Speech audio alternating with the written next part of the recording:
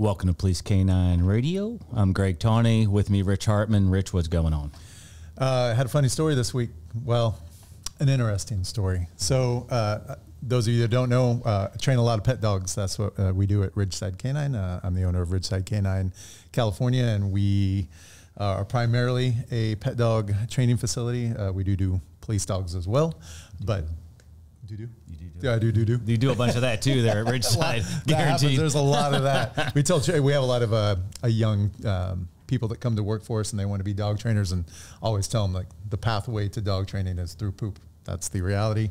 You'll be picking up a lot. You'll be mopping a lot. It's put that on a bumper sticker. Yeah, exactly. So this week we do a lot of 3-week board and trains. We have a dog that has been with us for about 10 days, and we got a call 2 days ago. It's a husband and wife, and the wife called and said, "Hey, my husband died, and we need you to bring the dog to the funeral." First time we've had that request. It was a little new for us. So, and a different culture than mine. So we took the dog to the funeral, and the family got to see the dog. And it was actually, I was pretty honored to be in that situation. And Greg and I talk about it all the time. Dogs will take you to places that you never thought you would go. And we've kind of let that like drag us along, right? We're not big on like, I'm absolutely not going to do this. You find yourself in court testifying, you're teaching cops all over, California. We're on this podcast. I'm doing pet dogs that, that was never my intention. It's just where the dogs took us. We let it go. So we go to this funeral, and, the kids are having a rough time. The wife's having a rough time, but their dog is there, and they're swarming the dog, and they're loving on the dog. And that's the only thing that day that was bringing joy to them. And then, they had me bring the dog up to the open casket and say goodbye, to its previous owner. All new to us, definitely not something that I had done in the past. The dog kind of reached in the casket and had a moment with the owner, and it was surprisingly pretty damn touching, and to watch that, and it meant a lot to the family and to the kids. But again, when you asked me, a year ago, 2 years ago, like, hey, what do you think you're going to be doing as a dog trainer? That was not on the list of where I thought I would be. So pretty special moment, kind of cool, definitely not normal, not what we were expecting, but glad to be there and honored to be there for the family. Yeah, you had the dog jump up and do a place on the casket. No, and then down, and then show him to a sit, and then recall through the crowd. Did not do that. Okay. No, just a little pause up. Probably a good idea. So yeah. What else we got going on? What's happening in the police canine? Handler class. So this is where things get pretty busy for us. We got 9 dogs in this handler class, and luckily got a bunch of great trainers helping with, like yourself.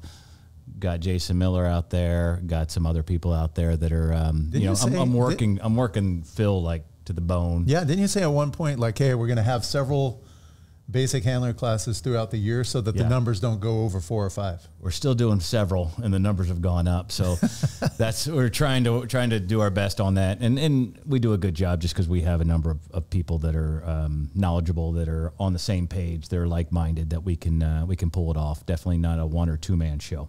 I know Jay Nix comes up in the podcast quite a bit. We talk about him because we talk with him, when we're not here. And I was talking to him yesterday as I was going down to that funeral, and I think you fall into the same category. It's hard for us to say no when people want something in the dog world, right? Like, absolutely, you guys want to go 10-8 with their dog. The agency's ready to buy the dog. Is all they need is the training, and the only thing holding them back from going to work is you providing a basic class.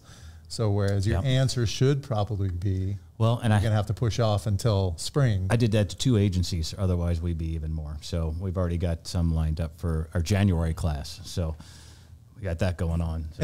And I think, we're doing something collectively different than a lot of other groups are doing. We're making sure on our end that the dogs that we're providing to your guys' group members they have a good foundation. They're all able to play 2-tug or 2-ball. They're releasing. They're coming off the bite with a verbal out. We have overlaid e-collar on all the dogs, and all the dogs that we sell have at least a basic pet obedience. They may not go out and win a trial tomorrow, but they can sit, they can down, they can stay, they can recall, and they understand the e-collar. Makes all the difference in the world. Matter of fact, this handler course, we are doing 1 full week of tracking with Stan Semenuk, in which that's all they're doing that week is 40 hours of tracking. So 100%, the days of taking on a green dog with no training and trying to fit that into a 6-week model, you do a disservice to everybody involved, especially the handler, because you spend the first 2 or 3 weeks just learning the very basics. So for that, I'm appreciative, and that is the new model. So it's the only way we can get in even what we get in, right? Because we need to do, obviously, the certification, which is low level. Should be able to do that by week 3, but then we want to do tracking. We do tracking out here in California. And then the scenario-based stuff, the reality-based stuff, which is making the right decision and putting handlers under stress. And you can only do that when you have a certain level of control, and that's usually in the last week or 2 that we can do that. So, yeah, so we got a timeline. So it's crunch time. Yeah, no, and it's good to watch that grow. But I remember when we were doing the basics where that was not a requirement, where they were coming in. And I know some of you guys out there, guys and gals that are out there handling dogs have been to a basic that is, we've heard of some that are 24 weeks long or 12 weeks long. That's not how it runs out here. We are lucky to get 6 weeks. Agencies want less and less and less, and they want people hitting the streets sooner. So it's... Well, we're pushing for 8 weeks next year, especially if they want some detection in there as well. So yeah, so it's nice. It's nice to see the efficiency that's happening now, because you're not having to teach dogs how to sit for the first 2 weeks. Absolutely. So good with that. All right, let's move on to training tips. Training tip, and this training tip, I've got a video that we're going to show, and it's basically integrating your dog with your tactical team. And even if you're not working with a SWAT team, I still think this is fundamentals for any dog out there, for any dog that's working with patrol. Your dog should be neutral around your cover officers. They should be neutral with somebody that's in gear. And so we're going to go step by step of how we do that, how we integrate them with the team. And there's some guidelines that you should live by. Number one, if your dog hasn't done it in training, you really need to be careful of deploying on the street in that capacity. So especially new handlers, you have to have that maturity to say, hey, we're not there yet. Maybe get a dog with a little bit more experience, which I know always hurts, right? Because, a good canine handler always wants to be in there. You always want to integrate your dog into the plan, but there's times where you need to recognize this is going to be over your dog's pay grade. So take it slow in the beginning. And here's a tip. And Rich, you can share your experience with it. Back in the day, whenever we were doing SWAT integration, we never used the muzzle. And I still remember to this day, we had 6 dogs, and we're like, well, we're going to figure out which dog does best with the SWAT team. So basically using them as guinea pigs. And we go out there with the dogs, and the SWAT guys are kneeling, and they've got their rifles, and we're heeling down. The dogs are looking good. The dogs are looking good. And all of a sudden, one of our bigger dogs just goes, whang, grabs the SWAT dude by the arm. He turns pale. His eyes get large. Outs the dog. He's got some punctures. And the SWAT team commander was cool about it. He's like, well, I'd rather find out here in training which dogs we can use than on the street, which I concur with. However, that guy didn't really need to get any punctures in his arm. No, they make muzzles. They do, yeah. Even back then, they were making muzzles. Yeah, so same similar scenario, except for we had a handler on our unit who admittedly some of the other handlers on the unit didn't trust him. So myself and Brandon Joseph, shout out to Brandon. He's moved on to Boise, Idaho. He's a detective out there. Like a lot of us. We both were like, all right, we're not sure that we trust this handler with his dog and the handling. And I'm not sure why we weren't dealing with the muzzle at the time, but we said, we'll go ahead and lay down. It was one of those, integration type things where the dog's going to walk over all the handlers. So we're like, hey, we're going to lay down first. So it was Brandon and then myself and then the 5 guys from the SWAT team at that time. And the handler that we didn't trust so much walks out. He, for some reason, stops. He doesn't, like we want him to just walk past him. He stops and he waits at Brandon. The dog reaches down and tags him on the arm. The handler loses his shit. Panics. Starts yelling something at the dog, lets go of the leash. He got an out in there. The dog outed, jumped over Brandon, jumped on me, bit me in the my back fat, which, sucked. And so he's over there still dealing with the first one, doesn't even realize that his dog's now biting me. finally gets the dog leashed up. The 5 SWAT dudes are like, we're out. They all stood up and chose not to be part of that. Smart. On our end, we could have, on our end, we could have mitigated most of that by putting, the dog in a muzzle, which would have been the wise thing to do. Yeah, and especially knowing that we didn't trust that guy at all. Anyway, so lessons learned. So here's 2 guys training in different groups that made the same mistake. So now you know better. So if you're out there and you're deploying your dog with the tactical team, listen to us. Don't make our stupid mistakes. Put your dog in a muzzle. Now, this is going to require that your dog is neutral in a muzzle. So this is where you do your homework. We started at the basic handler class. We like the dogs to leave the handler class neutral in the muzzle. We do a lot of obedience in the muzzle. We pick our dogs up. We pass them around in the muzzle. It's a great way for a number of reasons. It's also a great way to test how neutral is my dog's, how much can I push that envelope by having cover ahead of me, sending my dog around cover, right? Having my cover enter the room while the dog is searching. How's he going to search around cover? Do it in a muzzle, right?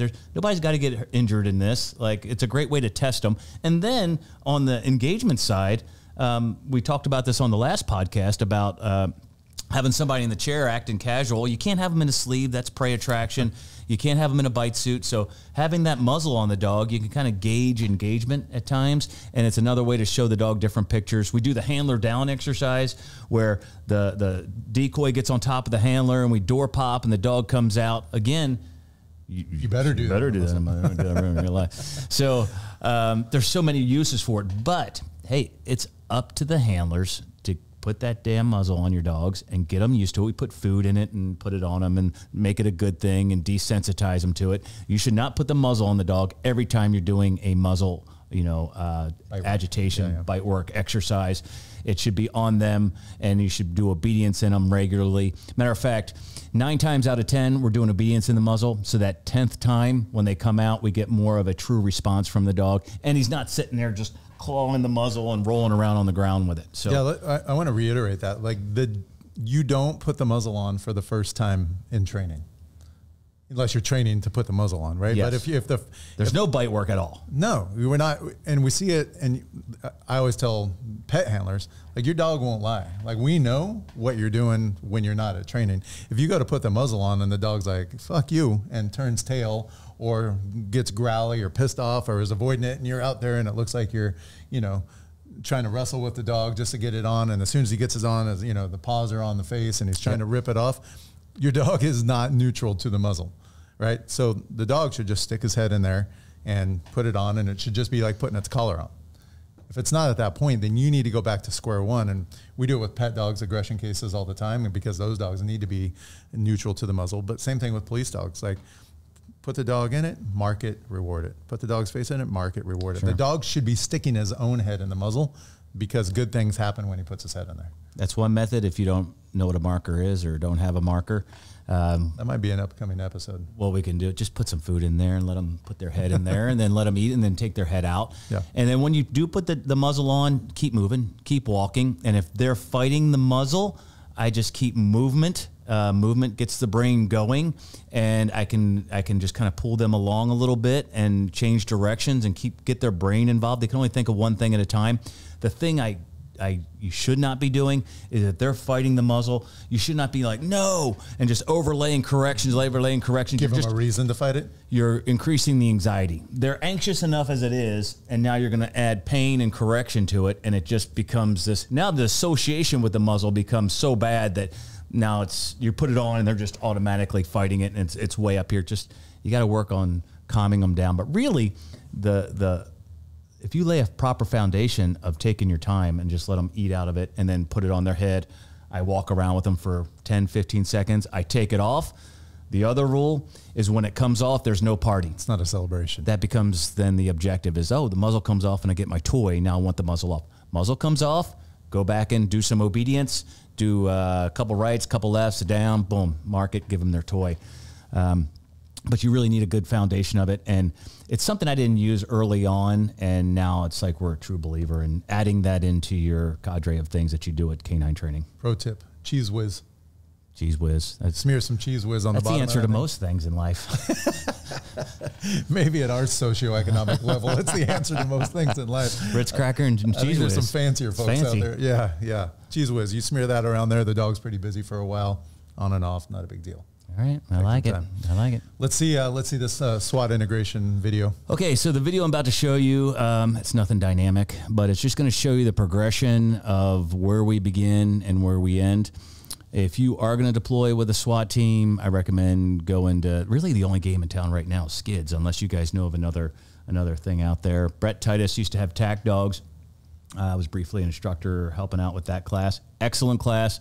Brett's moved on to other things. That's no longer available. It was different than Skids, but Skids is a great foundation. You get a lot of great reps. Brad Smith has been doing it for years. I think I went through his class back in like 1999. So he's been doing it for quite a while. Does a great job with that. So highly recommend it. Yeah, and we're going to show it with a SWAT team, but this doesn't have to be the SWAT team. You could have the 5 guys on your K9 unit, 4 of them come out and in their kit.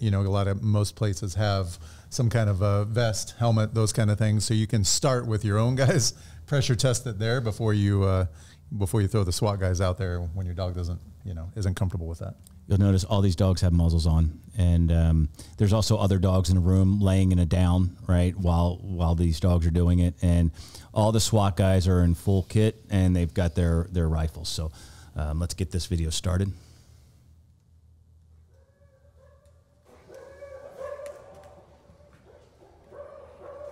Okay, so we begin with the SWAT officers just standing there, doing nothing. Your dog should not interact with the SWAT guys at all. I don't want them to pet them. I don't want the dog to seek out affection. I don't want anything to come. They're pretty much a non-entity. It's like furniture. Just like furniture.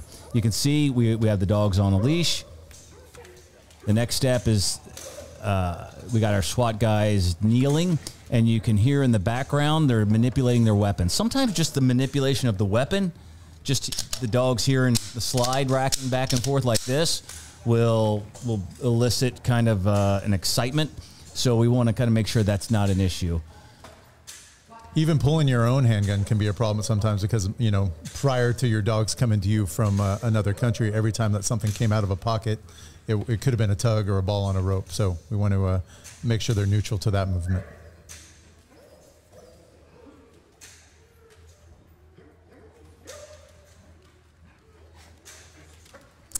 So we like to have dogs kind of close quarters here too. So again, a non-entity.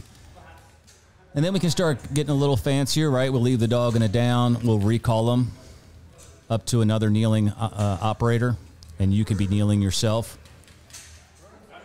And you can see with all this movement is what we want is we want the dog focusing on the handler and, again, treating the SWAT guys as if they're furniture, because anytime they start cueing on them, whether it's positive or negative, then that's a problem. We want the dog focused on the handler solely and not on the other guys that are there working.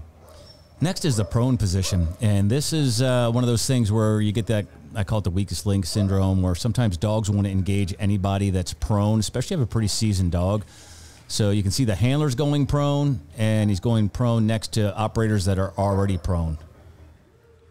See, the dog's having a good time right there. This also lets us know if you and the family are doing too much cuddling at home, because if the dog gets down there and sees you laying next to it as an immediate invitation to play grab ass, you need to clean that up.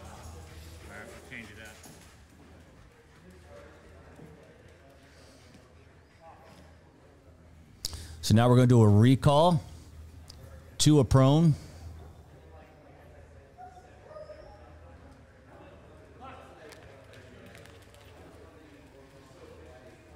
And if the dog were to engage there, stay calm, just grab them, give them a little correction, put them in a down, reinforce your down.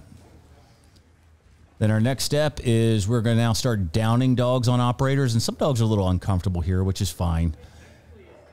Well, and keep in mind any other time that you're bringing the dogs out here, and a lot of these, like we are training dogs to engage on passive decoys, right? These guys are in bigger than normal suits. The dog could look at that as, put them in prey drive. Like, we're just trying to clean that up so the dog, again, understands that this is a neutral setting and they shouldn't be looking at the operators as, potential prey.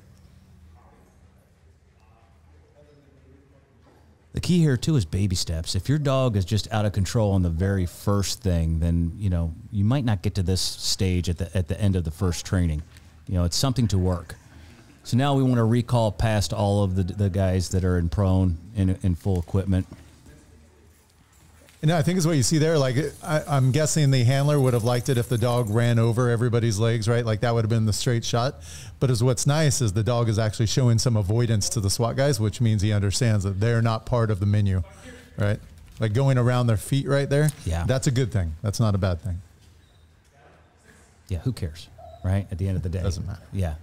The big thing is he's not engaging any of those guys, and he's coming straight to a heel. So, just remember baby steps with that. Again, if your dog isn't right there by the end of training, this is one training session with these dogs. But if we had a dog that was kind of a problem dog, then we might not get this far. We might end it we want to end it on a success. We're going to find out where that dog's threshold is, and then we're going to build upon that on the next training. The other thing it's going to tell you is not every dog is a SWAT dog. And so there's a couple different philosophies with agencies. Some agencies want every dog on the team to deploy with SWAT, and we've tried that, and we've got certain dogs, or we've had certain dogs that are great patrol dogs. They don't make good SWAT dogs. So I think it's an education thing there.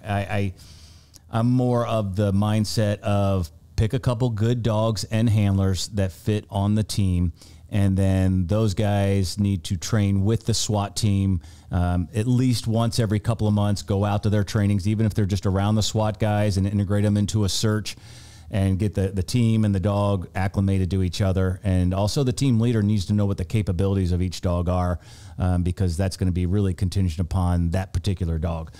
And I think it's important you as a handler, like know what you have, right? Like if you know your dog is sharp and that any kind of movement around it is going to elicit a response that you're going to always have to be intercepting and controlling, your dog's probably not cut out to be the best SWAT dog. Also, if your dog is incredibly verbal, not picking on German Shepherds, but if your dog's incredibly verbal and likes to scream and bark and just continue that noise making, the SWAT guys are not going to enjoy that. No. That's not going to be part of what makes them happy to have you there.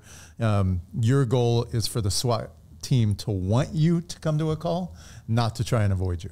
Yeah.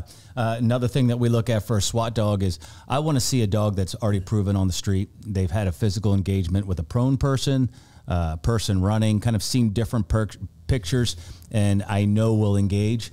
It's not really the time to put a brand new dog into this environment, and probably one of the most difficult environments where potentially the house has been gassed, you have a tactical team moving slowly, and now you're going to go after this dude that's obviously at a threshold where violence is probable.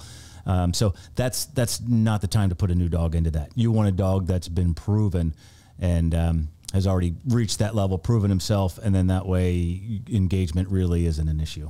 Yeah, and some of the things you can work on prior to introducing your dog to the SWAT team, if that's a path you want to go, is you want your dog to be relatively independent but obedient, right? Like I don't want him so obedient that he doesn't want to leave my side, or so connected to me that he doesn't want to leave my side. The dog needs to be able to venture out, needs to go into a room ahead of me, needs to be able to work comfortably with the guys around him and me not there. But the dog also needs to have enough obedience that if he's a room ahead of me and I say down, he downs, no matter who's coming in to fill that room. Mm-hmm. Absolutely. So it takes a lot. And again, not every patrol dog's suited for it. So agreed. Cool. That was a good training tip. And on that, we're going to talk a little bit about like at what level, our training falls to and we can rise to with the quote of the day. Quote of the day: you will not rise to the occasion, you will fall to the lowest level of training that you have mastered. I love that quote, and I believe in it, and this is where we practice our reality-based training. We just can't round table like a scenario and you go, oh, okay, if that happens, this is what I'm going to do in a classroom and then push forward. It's something you've got to train day in, day out. I know the Navy SEALs take this quote seriously. If listening to that David Goggins audio book, and he mentions it in there, and it actually goes back to a Greek philosopher, and I'm not going to butcher his name. So I didn't make this one up. This is the one first quote that we've had that wasn't yours. Man, that's crazy. So, but I believe in it wholeheartedly. As a matter of fact, I put it on one of our training shirts. So awesome. Yeah, I mean, we'll throw ourselves on the sword, right? Like Greg and I talk about it all the time. When I started K9 training and we went to a building to find the bad guy, we stood right in the middle of the fatal funnel. with our dog and said, "Please, I'm right with the dog. Come out now. We're going to send the dog." I did that whole thing, right? And then we sent the dog in while we're still standing there and we're watching the dog. And the dog goes and he finds some doorway and he barks at the doorway, and then the doorway opens and the dog bites the guy, and we hear the decoy in there going, "Ah, he's got me, he's got me." And then we hauled ass in to go get the dog off the bite, passing every threat between the front door and the bite. Took the dog off the bite, put him back in the car, and the next guy went. Literally terrible training, and we were all part of it. And I assume at certain points that's probably how we deployed in the beginning, until we learned to do things a better way. Yeah, until guys got killed. Yeah, yeah. Unfortunately, that's usually what it takes to make the change, right? Somebody gets hurt. Yeah, and I think, like you said, Brad was one of the guys that was pushing that. Like, hey, be more tactical with your dog. And we've had this come up before, and we talked about it in other podcasts. Is we can bring guys in without a dog and watch them search, and they search perfectly. Bring in the dog, and they just start completely blowing it out their ass. Yeah. So, hey, one more quick tip before we move on to our guest. This is another area where we have had an accidental bite during SWAT training. And this is the thing. A successful K9 SWAT training day is one where everybody leaves with the same amount of holes that they arrived with. So in other words, everything is great until you bite a SWAT guy, and then suddenly your dog is labeled, you're labeled. It goes all the way up. Obviously, everybody knows about it, and then you don't get invited to any more SWAT trainings. So one of the real difficult deployments that I want you to be aware of, if you go to SWAT training, is the line search, where they fan out and every operator is 10 to 15 feet apart, and they're kind of using cover concealment behind bushes, and they're kind of moving forward, and they want you to deploy your dog straight out, on this line with all the operators. Sorry about that, Rich. Right. With all the operators, and the problem is we don't train it that way, right? We train with the circle of trust, where all your cover is around you and everybody outside your cover hiding is a potential target. So now you've got all these guys on this line, and your dog goes out, and guess what? 30 yards down to the right, there's a guy behind a bush, and now he's a potential target, and it's a real difficult deployment. So save yourself the anguish. Don't do it. I recommend don't do it. If you do that one, again, do it in a muzzle. Don't be disappointed in your dog, especially, whatever the wind direction is. Like, we don't always get to change, pick that. So now the wind is at our back. Your dog goes out, circles around. Oh, I got odor of a guy behind a bush here, crouched down. What am I going to do? Okay, now you've got a call-off situation. So I just recommend, unless that's something that you do a lot, I would rather not have the dog mixed into that. If it is, then train it, do it with a muzzle, and again, do it slowly. Start introducing the line with the guys closer, maybe fewer of them, and then fanning out, and then having the target, the decoy, not too far from the line, and give them success in ranging out and learning that all of these guys are on the same team. And don't be afraid, like we talked about before in different podcasts, sometimes we're testing and sometimes we're training. If you just do that the first time and the dog doesn't know the picture, why would it not swing around and want to tag somebody that's on the line? It doesn't understand. So don't be afraid to have a hot start, is what we call it, where the decoy is 20 yards in front of you and gives a little, hey, I'm over here. So the dog's like, oh, clear picture. These guys are all on the line with me.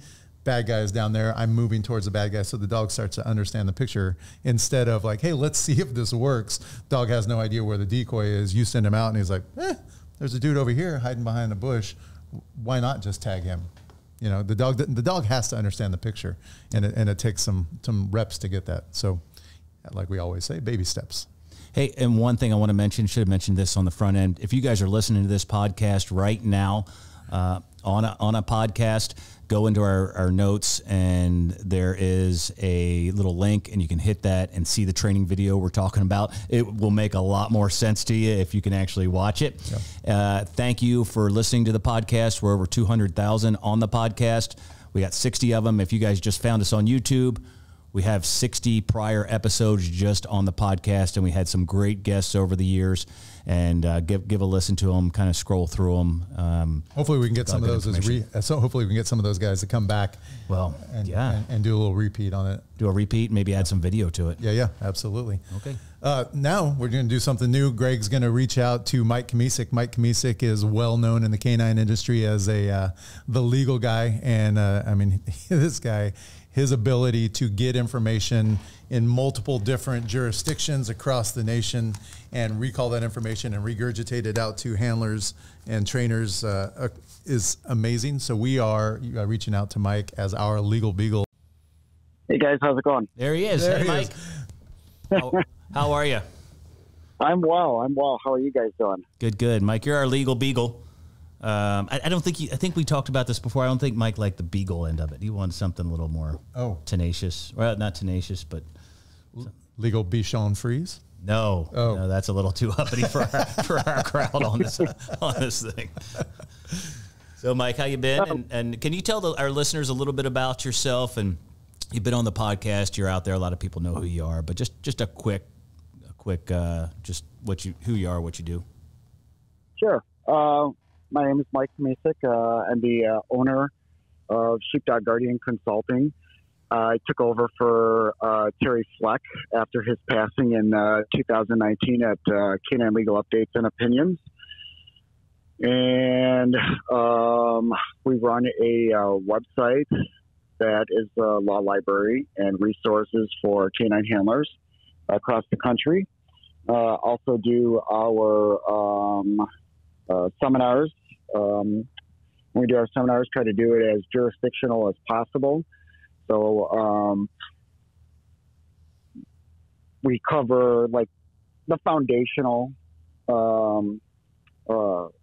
foundations for search and seizure, and then apply those to the canine settings for the jurisdiction in which we're teaching at.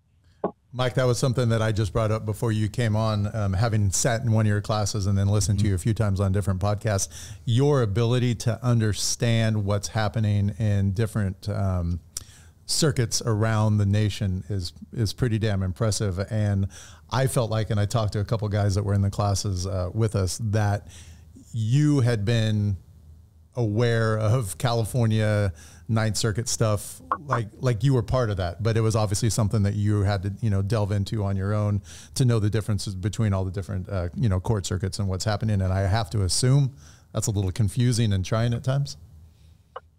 It is, because the circuits sometimes have vastly different opinions regarding canine case law. And so while one would believe that we're all operating under the same Constitution, at the federal level at least, the circuits have some vastly different opinions as to the application of those, specifically when we're talking about canine stuff.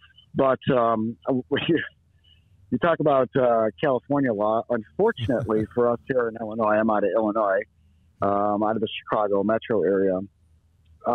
When I was researching prior to the class I did for you guys, we had just passed here in Illinois the Illinois Safety Act, and the Illinois legislature stole verbatim the California use of force for peace officers.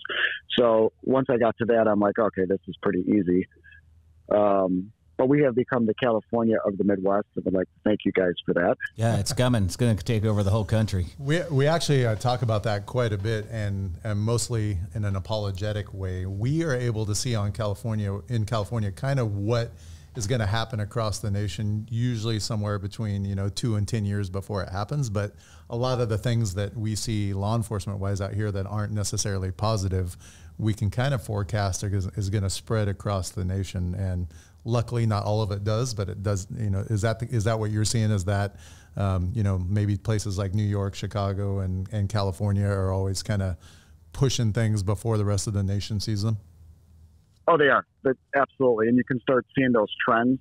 And that's the biggest thing that I try to push is look for some trends. Look, when you're reading the case law and stuff, look for trends that are out there. Illinois just took it one step further than New York and California did for sure with our Illinois Safety Act. So come January 1st, it'll be the purge here. There'll be no bail for everything from second-degree murder on down. So it'll bail only for for first-degree murder and treason. So I'm still looking for that treason arrest. Yeah, I've yet to have one of those. Yeah. Treason. Can you, just so, for our listeners and for our own edification out here, why is that? Like, what is the goal? I mean, obviously the goal is to not put people in jail, but what is the stated goal from the politicians there on making that, a new law and policy out there? Well, I think, try not to make things political, but the fact is that it's all politics. Illinois is pretty unique in that it's pretty rural until you're in, outside of the Chicago metro area. So, the Chicago politicians, the Democrats, pretty much run the entire state because of the population. And, they saw an opportunity during the George Floyd, situation to go ahead and capitalize on their agenda, and they succeeded. Come January 1st, we will not be able to arrest for Class B, Class C misdemeanors in our state. So trespassing, somebody walks into the local Starbucks, is causing a disturbance. They want them to leave. They get a ticket, and that's it. We cannot take them into physical custody. They can tell us to go F ourselves all they want. We got to walk away. Is there something that happens if they walk in a second and third time? Like, does that raise the stakes where at some point you're like, all right, like we've tried this 3 or 4 times in a row with tickets, and now the law allows us to take somebody into custody, or is that just keep climbing the same? There is no exemptions or exceptions within the statute for that. So, the business owners, they don't know this. So they're going to be in for a huge shock come January 1st. Yeah, it's we just took it one step further than you guys in California and New York. That's for sure. Congratulations on that, Mike. Hey, yeah. Hey, so this leads us into another question, and we've been talking about everybody's got Graham v. Connor, right? We go through the 3 or 4 prong. We say 4 prong because there's a totality of the circumstances. So seriousness of the offense, active resistance, and a threat to officers and the public, and then the totality of all of those things put together. This begs the question, seriousness of the offense. So how are things moving with a serious offense? Because right now we're seeing some differences from the left coast all the way over to the East Coast. And, we all operate a little bit differently. Are you seeing some trends in that? And how are we going to define that? And how do we define what a serious offense is? So that's a really good question. And, when I teach these courses in our seminars, the questions, people just want things to be black and white. Just tell me what I can do. Tell me what I can't do, and I'll do that. Well, but it's not that simple. This is a critical thinking skills game that we have to play. I just graduated from the Force Science Institute as a certified force science analyst, and I would strongly encourage all the listeners, if you're not, go to Force Science Institute and sign up for their newsletters. They publish a whole bunch of really, really good studies out there related to the human factors and force. And you can apply much of those factors to the K9 industry as well. But when we look at the Graham factors, we, as you said, Greg, we have the seriousness of the crime at issue, whether the suspect poses an immediate threat to the safety of officers or others, and then whether that person is actively resisting arrest or attempting to evade arrest by flight. Now, the circuits have taken vastly different views on what is a serious crime, but what officers really need to understand about this in critical thinking skills is these are factors that either weigh in your favor or they weigh against you.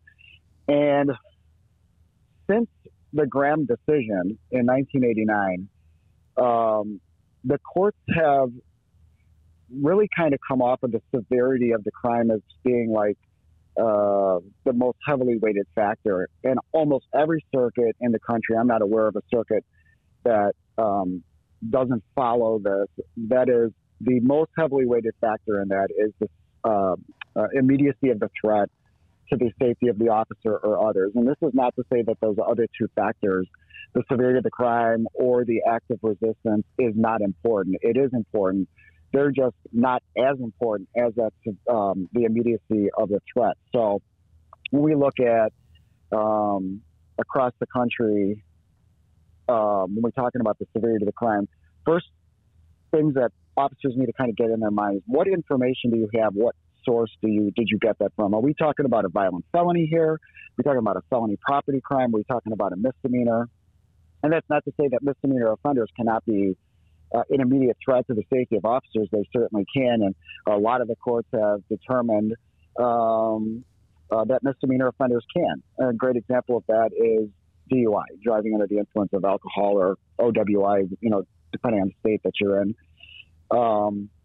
Many of the courts have come to the conclusion that even though that that might be a misdemeanor offense, that's still a serious crime. And some other things that you look at seriousness of the crime. Let me go back to DUI first of all. You have the Fifth Circuit has determined that DUI, or driving while intoxicated, that's a serious crime. The Seventh Circuit, multiple cases have said that as well. Fleeing from police in and of itself in a vehicle. Almost every court in the country that's looked at that got cases out of the 7th, the 9th, the 10th, the 11th. Have said that act in and of itself puts that into a serious crime category. And in some states, simple fleeing from, in a vehicle is not a felony offense. Again, depending on the jurisdiction that you're in. So it's always important, in my mind, when you're looking at this, have a good foundation, a good basis for what offenses within your circuit, where the courts have said in these K9 cases, these are serious offenses, if that makes sense. Now, if you look at Kerr versus City of West Palm Beach, Florida, I think most of the listeners should be familiar with that. If they're not, they should go back and take a look at Kerr versus City of West Palm Beach, Florida. One of the issues, that case had a ton of issues, but one of the issues in there was bite ratios. And the West Palm Beach, Florida Police Department had a 50% bite ratio. In other words, half of the suspects that were getting bit by the police dogs, half of the suspects that were found by police dogs were getting bit. I probably better stated. And about 85% of those dog bites were for low-level, non-violent misdemeanor offenses. And so, that kind of put a damper in that case and kind of brought that to light, at least in the canine industry. So you have those severity of the crime issues. Again, it's an important factor, but it's not the most important factor. So I always tell officers, one of the most important things that you can do is articulate why the person that you are using your police dog to apprehend and subdue, why is that person an immediate threat to your safety or the safety of others? That is the number one issue right there. Mike, can I ask you a question about a specific situation that keeps coming up, and we know it's going to have a different answer across the nation, but from our experience, it's kind of hard to understand where a dog would be okay to bite in this situation. So we had a listener that reached out to us and said where they work, mere possession of drugs is a serious felony. Like a handful or a pocket full of heroin will get you a decade in prison.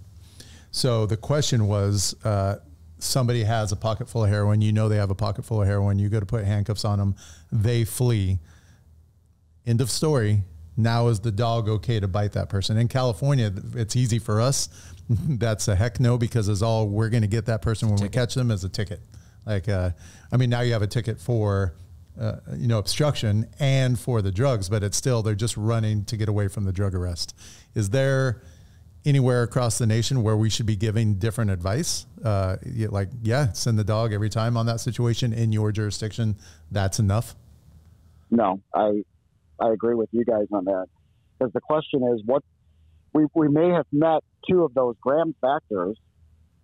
So you have your, serious crime, and you have your active resistance or attempting to evade arrest by flight. My question is what is the immediacy of the threat? And I think that factor, just in that context in and of itself, I think that might get people into trouble. And is that, so can we go further on that advice and maybe let people, handlers, know across the nation that if that's the path you're taking, at least sit down with the powers that be in your jurisdiction and really understand, one, Graham versus Connor, and two, who they want you physically apprehending and what that might do to your unit and you personally and as an agency? Yeah, that's a great point, Rich. And we can do that. The only thing that I would be a little cautious about is kind of pigeonholing officers in a policy that says, okay, these are the only things that we're going to bite people for, and everybody else we're not. I think that's a dangerous policy to have. Right. I'm a very big proponent of the K9 use of force policy mirroring Graham versus Connor. And then, like you said, sit down with the administrators and the supervisors within the agency and have these discussions in advance and say, okay, this is our policy.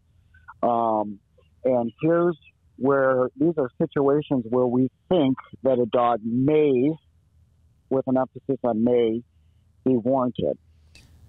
Hey, Mike. Keeping in mind that. Go ahead. Yeah, go ahead. No, so if I changed that a little bit and said, hey, school was letting out, this guy's running towards a residential area. There's potential he's going to hit backyards. He's showing the propensity to be dangerous just from, the standpoint of, he is a drug user. He's now running in a residential neighborhood, maybe towards a school, adding these additional factors. And that goes back into the totality of the circumstance, and it puts the onus on handlers to write a complete report and put in all these additional factors. Then that could maybe make that more of a deployable situation. What do you think on that? I agree. It's not a hard fast, and again, it's that if this then that. And this is why I'm not a big fan of use of force continuums, because the use of force continuum attempts to put a mechanical application to force. And the Supreme Court of the United States in Graham versus Connor said there is no mechanical application to force. And so you guys have both been through my class. One of the very key elements in my use of force section is what is the context in which we're speaking. So it is all about the context. And if you look, depending on the circuit, you can use those other factors to articulate the immediate threat. Is this person going into a residential area, like you said, Greg? Is it happening at nighttime versus daytime for whatever reason? Most of our courts think it's more dangerous to be the police at night than it is during the day. So those are factors that might weigh in your favor. Is this an occupied residential neighborhood? Is this, are they going into a wooded area or an area where they can take a strategic ambush on the officer? Mm-hmm. So those are all things to consider in the totality, like you said. So I just don't think there's ever a hard and fast yes or no to any of these situations. It has to be articulated, and the officer needs to be able to explain in detail why they believe this person was an immediate threat to the safety of the officer or others that are nearby. So I agree with you on that, Greg. So the hard and fast actually should be is make sure that you're adhering to Graham versus Connor, because if you start to kind of go down a path that takes you away from that court case, then you could kind of be left out on an island without a whole lot of justification for what you're doing. Yep, 100%, because every single police dog bite case in this nation for police, not for corrections. Corrections and pretrial detainees have a different analysis, but in the police setting, every police dog bite is going to be analyzed under the Graham versus Connor analysis.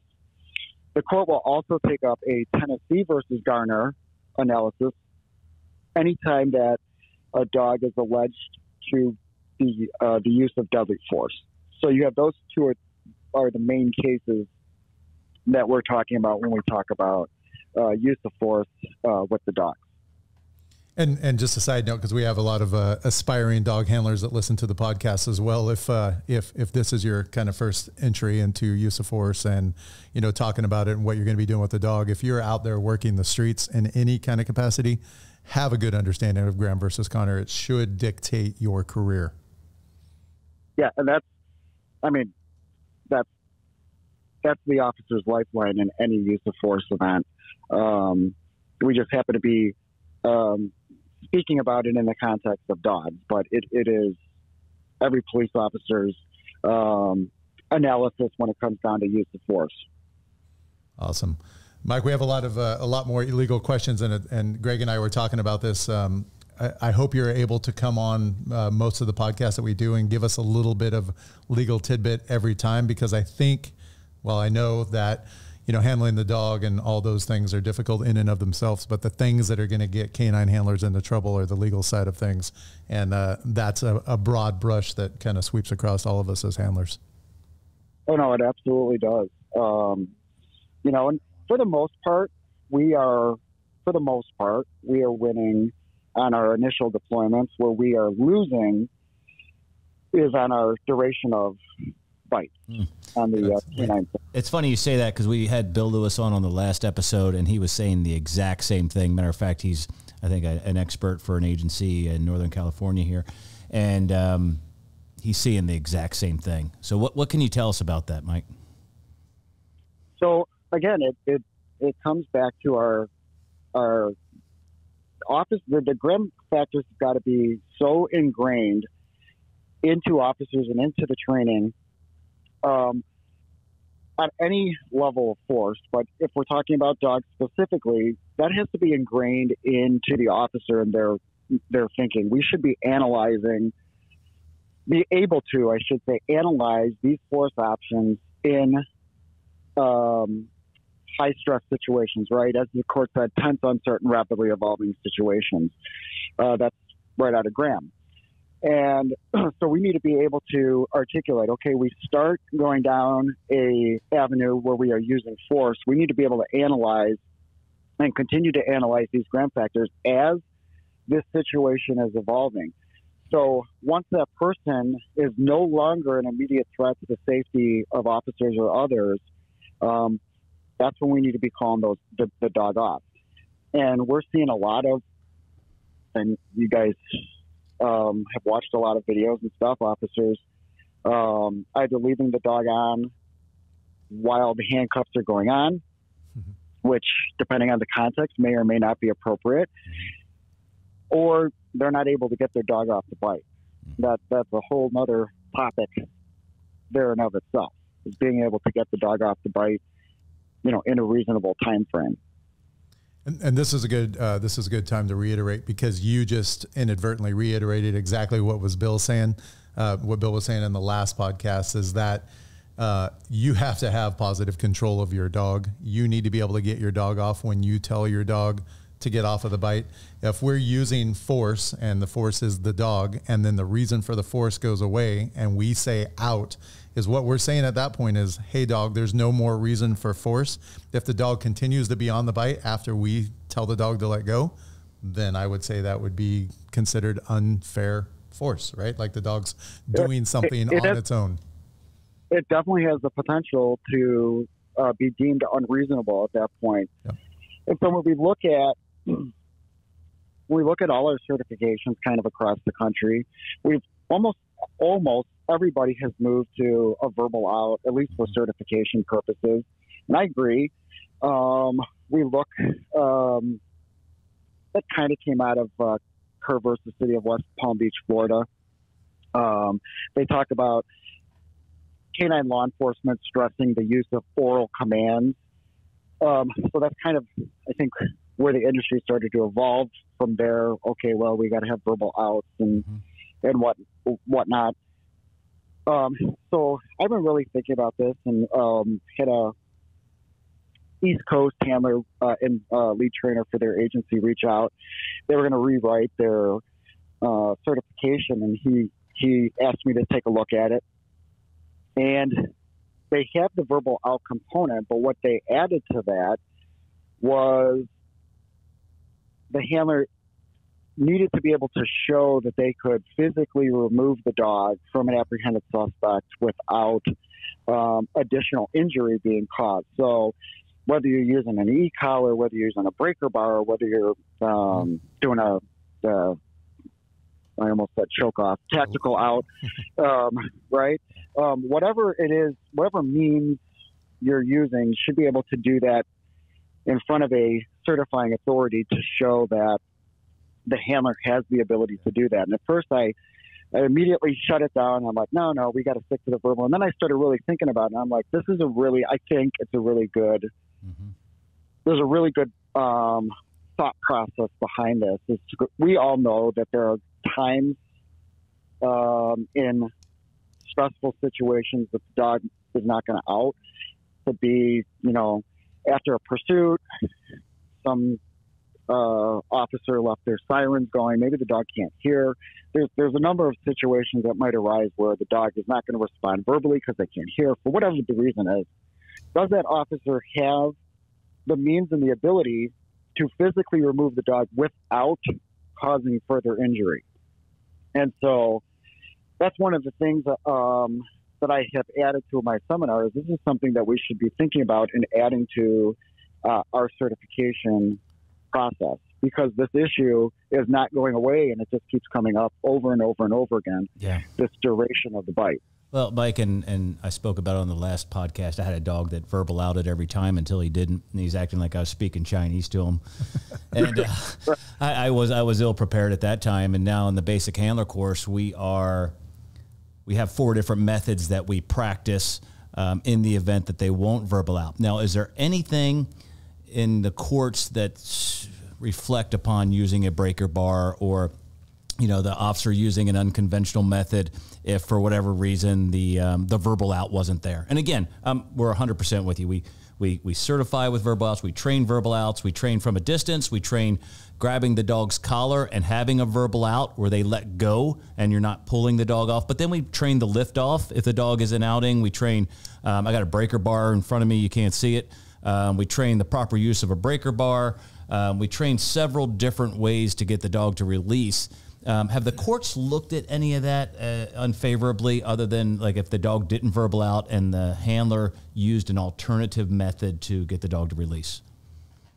Not that I can think of off the top of my head, and I think that's a great question. I have been looking for that. I read case law just about every single day of my life. Unfortunately, it's my life. We appreciate that, Mike. So we don't have to, because Lord knows Rich and I aren't going to be sitting there dredging through all those cases. Or making any sense of it. Yeah, or understanding it. I do. It can be daunting at times, but I really do enjoy it because I like to read that and kind of understand this whole process. But not that we have seen cases though repeatedly come up. Campbell versus City of Springboro, Ohio, out of the Sixth Circuit Court of Appeals, talked about a handler. In my opinion, outside of Kerr versus City of West Palm Beach, Florida, is the biggest supervision case for K9s that is out there. And the court specifically said because the dog was not properly trained and was not allowed to go to his maintenance training, had operated out of certification for a number of months. It was that caused the handler to have to rip the dog off of an apprehended suspect because he knew that his dog could not verbally out. Mm-hmm. So there was some deliberate indifference there on part of the handler and the department as far as failing to train. That's exactly correct. Yeah, that's exactly correct. I want to jump in because I think it's important here. Like, we do have some very involved supervisors in K9 units, and then there are some supervisors that aren't as involved. I would say if I was the handler that was in hot water for not getting my dog off of the bite, I might lean towards making it my supervisor's fault, to avoid any kind of trouble. So I think it's very incumbent upon supervisors to know what's going on with their units, to be looking at the logbooks, to be looking at their deployments, looking at their certification. Yeah. You cannot be a passive bystander when it comes to supervising a K9 unit. No, absolutely not. And that's what the Sixth Circuit said there. They said that there was a utter across-the-board lack and failure to supervise on behalf of the upper echelon within the agency. In that case, and you guys out there in the Ninth Circuit, you have another kind of a big one, 2 versus Gates, that talks pretty much about the same thing. The courts almost mirrored each other in the language that they used. There you go. So there's your cautionary tale, sergeants, lieutenants, and so on. Know what your K9 unit's doing, know what the guys are doing, making sure people are going to training, making sure they're getting their hours, making sure they're entering into their record books, and making sure they're certified. All that's important stuff. Yep. And on a side note on that, I mean, unfortunately, the standard across the United States, what we see, the supervisors are not involved. A lot of times you have a K9 handler that's operating as a patrol officer. They just happen to have the dog in the back of their car, and they're answering to whatever patrol sergeant, corporal, lieutenant happens to be on shift for that particular day. And the question comes up is, can these supervisors, can they even do any meaningful review of the handler's training records? Can they do any meaningful review of any of the handler's deployments, because they don't have the knowledge or the training or the education to be able to know what is correct and what is not correct? Mm-hmm. Is there an answer to that puts the supervisors in a better light that you would recommend? Well, I think handlers or supervisors need to be trained in what the industry standards are.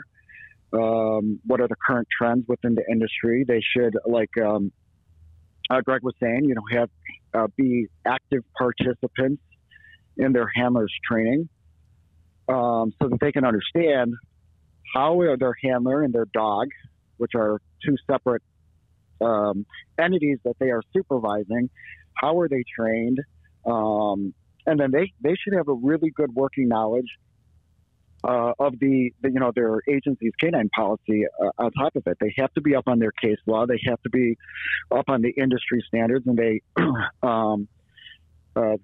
in order for them to do any meaningful review of their units. I mean, you'd think that would be common sense, but unfortunately, no. We know. I mean, we've all worked around.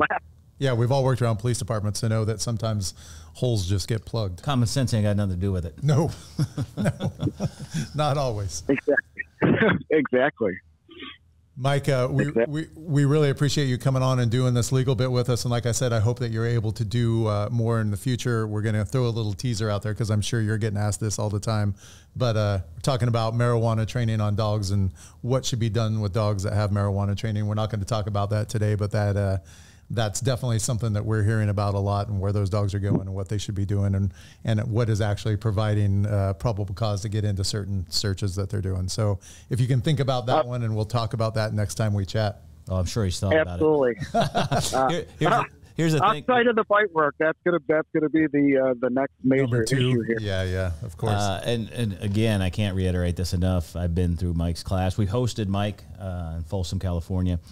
If you guys are looking for a legal class, like he puts together, and Rich hit the nail on the head, like it's like a class like he lives in your jurisdiction. And You're one of the few guys that tailors the entire legal presentation to specific jurisdictions, to specific, court districts and things like that, rather than just taking the easy route and just talking all about, cases that don't even really apply to those specific agencies. So, and I know you're a busy guy, but how do people get a hold of you? And you have your website, and there's a ton of information. Mm-hmm. So, guys, let's face it, we're not going to sit there and read all of these cases that are coming out. And if you do, I don't understand half of it.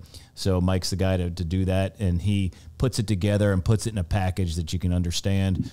And just kind of gives us the reader. I say Reader's Digest version. Nobody has any idea what the hell you're talking about. Gives you the Google version. There you go. Wikipedia. Sense? The Wikipedia version. Yeah. The Wikipedia version. Three of us know what the Reader's Digest version is. Yeah. So look at it, and that's Sheepdog Guardian. Is it sheepdogguardian.com? It is www.sheepdogguardian.com. You can sign up, become a member. It's $50 annually. Peanuts.